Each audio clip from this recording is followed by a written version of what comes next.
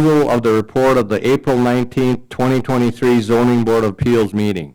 Mr. Chairman, I move for the approval of those minutes as presented. We have a motion. Second. We have a motion and a second to approve the minutes of the April 19th, 2023 Zoning Board of Appeals meeting. All in favor, say aye. Aye. Against? Motion carried. Our next item is 23-000330, the dental suite. Public hearing and action on a request for a variance to allow more than 35% of on-street parking in front of the principal building in a mixed-use commercial B5 district at 2301 Chestnut Street, parcel ID 34-10789. Before we open the public hearing, we'll have the staff report. Thank you, Chair Lespa and members of the Zoning Board. So this item before you, as you said, is to allow more than 35% of the on-site parking in front of a principal building in the mixed-use commercial B5 district at 2301 Chestnut Street. And for some background on this project, or on the site, the dental clinic was constructed in 2007 and has been in operation since that time. And recently, they have proposed a commercial building addition to the northwest corner of the site and to do some site improvements, including an increase in parking. And these improvements and the addition were approved by the Plan Commission on May 11th, earlier this month.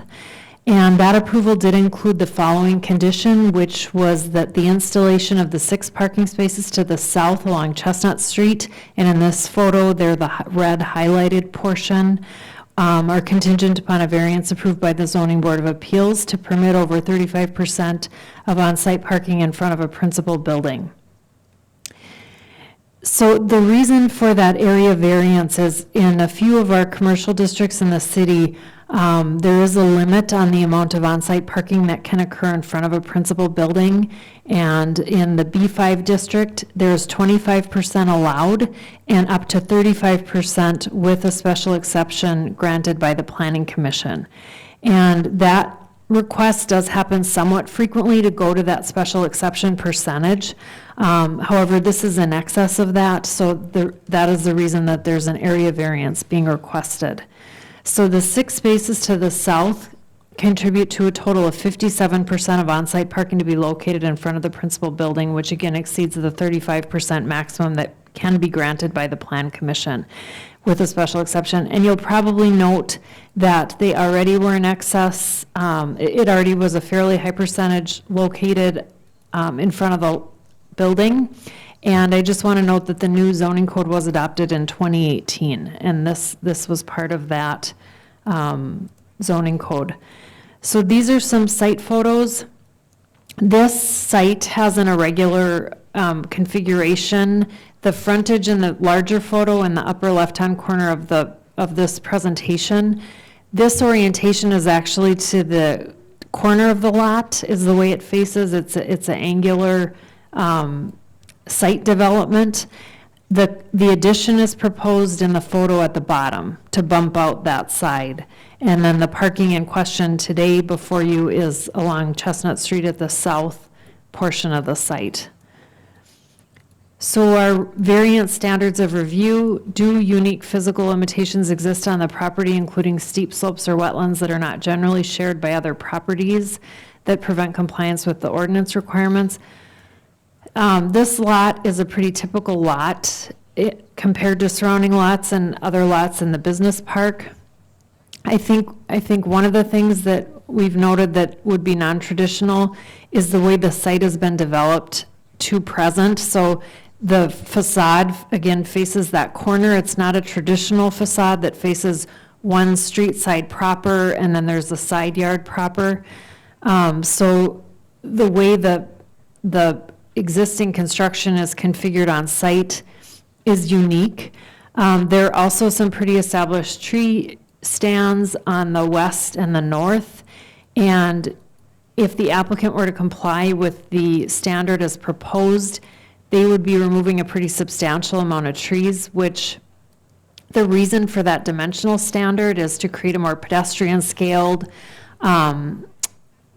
green space, not to have a kind of that sea of asphalt preceding a commercial building. It's to break that up and, create a less auto-oriented kind of site. So some of the things that dimensional standard is in place for are contrary to what would happen if this applicant were to construct the site improvements as outlined with the dimensional standards. The second criteria is the request due to the existence of an unnecessary hardship. Can reasonable use of the property be made without the variance? They definitely could. I mean, there are alternative site configurations that would meet the dimensional guidelines. Again, however, the overarching goals of the 35% parking maximum are to maintain the green space, create a more pedestrian scale development, and the design as proposed, one could argue, better meets the desired objectives of the section. It reduces the amount of tree removal, it preserves green space, and then the parking is still pretty substantially broken up throughout the site. And the third criteria, does the requested variance impact the interests of the neighbors, the entire community, and the general public? The development as proposed would have I'd say, we'd think generally positive impact on the neighbors, community, and the general public, and is consistent with the spirit of the development guidelines and objectives. So the staff recommendation is to approve the area variance. Again, the site itself does not contain unique physical limitations, but the non-traditional nature of development on site does create unique property characteristics. Two, some unnecessary hardship or burden may exist due to the unique site configuration.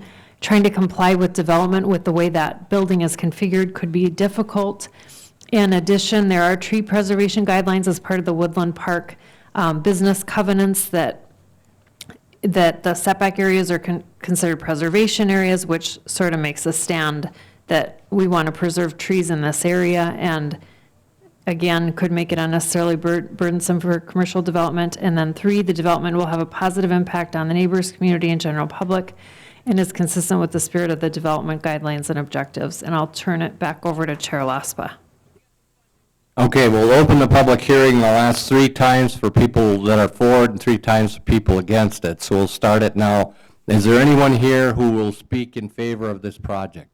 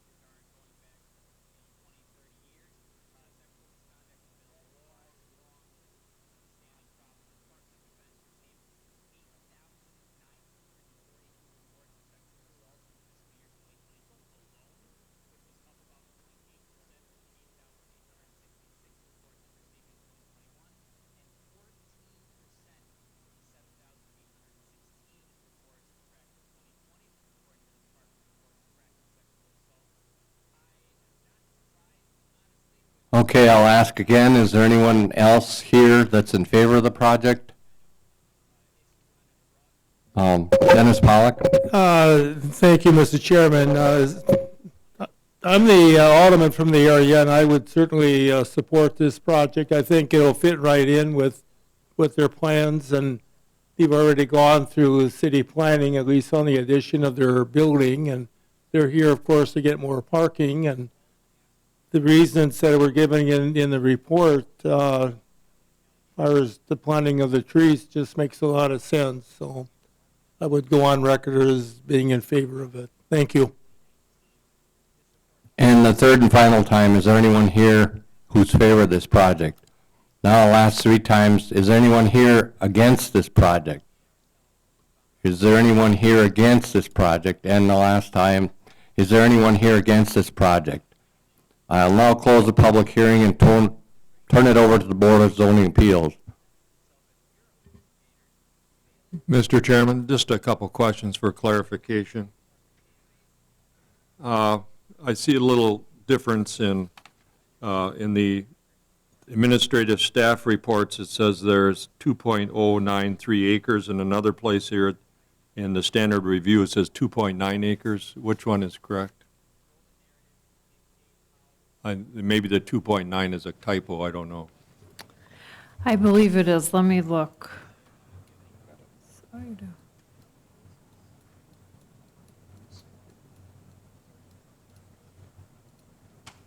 2.0. 2.093. The other one's a typo, the 2.9. Thank you. Okay. And in two places, I see difference in the application. I see it says that the 15 to 32 spots, which is 47%, but then I heard quoted 57%, so which is the correct one on the parking? The 57 is correct. I think on the application, there's 3 spaces that are in front of the facade. They're the ADA spaces, and I'm thinking they probably weren't sure if those were included or not, because they probably weren't sure how we calculated the frontage and so we drew a line to be the plane of the building, and then any spaces where the majority of that space was included, we included that. So that was the reason for the 57, but I think those 2 were probably omitted to come up with the 47. Okay, thank you.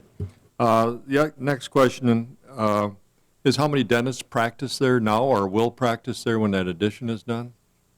1 now, there will be 2 dentists. And the third question is do you think 6 spots are going to be enough, or will somebody come back in the near future, in a year or 2, and say we need 9 spots or something? It seems to me 6 spots for 1 more dentist isn't a lot of spots, considering how many we already have there. So we are adding additional spaces on the other end. We're adding 3 operatories, and these 6 spots are for clients or patients.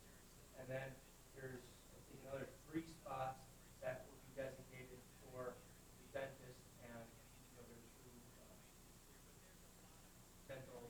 So you only need 6 spots for public, but there is actually being 3 more spots that aren't part of this zoning board question. Okay. And then I guess I don't know, but I guess if you call this Woodland Business Council, you might as well keep as many trees as you can, otherwise you got to change the name pretty soon. That's all the questions I have. Thank you.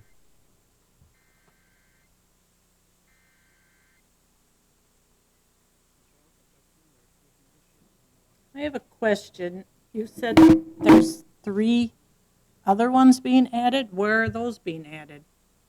Is that going to affect the total again? If you look at the site plan,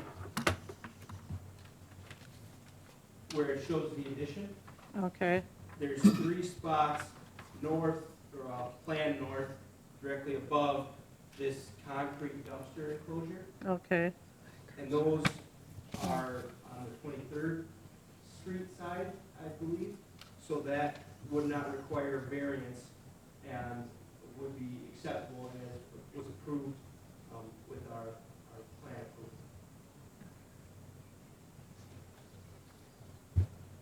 So even though it's on 23rd, shouldn't it still be in the total of how much you can have? So the way we did the calculation is the total spaces, which included those 3 and then these 6. Oh. And then the ones in front of that, between the building and toward Chestnut, create the percentage. So the 57%, so a little over half are on the Chestnut side. But that's where, when we're looking at alternative site configurations, theoretically, they could continue to construct parking up that 23rd Street side. Okay. But on the site plan, it's a little hard to see on here, but that kind of scallop area, that line that's kind of a scallop, is showing the stands of trees. So if they continued up there, it would basically be just like a clear cut, up through that side to keep adding parking. So those were factored into that 57 to make the 57%. Mr. Chairman, Mitch, what page are we on for that site plan that shows those 3 spots that on the north side? What page is that?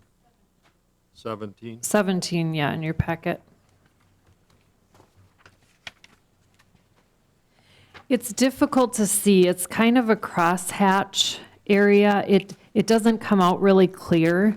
There are like there's 3 plantings, and then it's a shaded square, but you can kind of see the lines, the parking lines in there. Might be able to see it on page 20, it's a little bit bigger as well.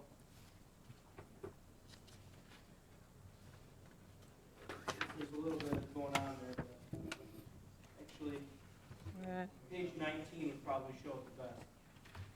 19 or 20. 20 is not all scribbled up. Or 17, it's not all scribbled up on there. But again, the planning commission did approve the addition and the remaining parking. So these 6 spots are the spots that are before you for the area variance, just to clarify.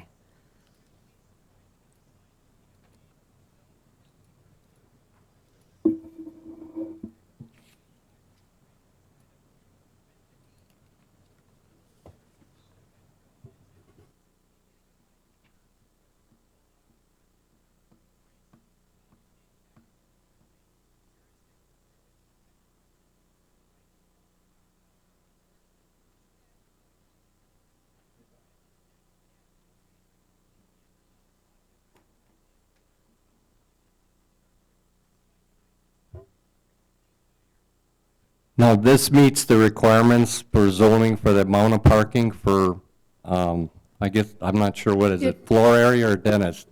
So it depends on the use. So for this one, it was like exam rooms plus space that's not exam rooms.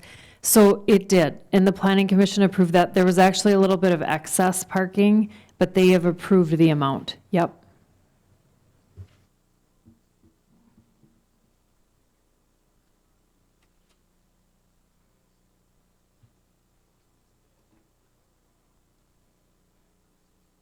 If there isn't any other questions, I'd entertain a motion.